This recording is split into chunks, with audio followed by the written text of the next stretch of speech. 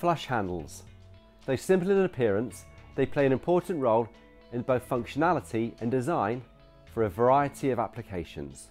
Unlike standard lever or pull handles that protrude from the surface, flush handles are recessed, sitting level with the face of the door.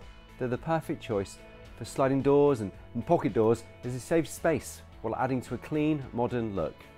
Recessed door handles for sliding doors have many practical benefits, but installing them requires a different approach than traditional D-pull handles or lever handles. Join us as we run through the most common types of flush handles. First up, we have the rectangular flush handle. The standard design is clean, minimalistic and functional. Great for sliding doors, wardrobes or drawers where you need push, pull or sliding operation. Next up, we have the circular flush handle. These are often seen on pocket sliding doors.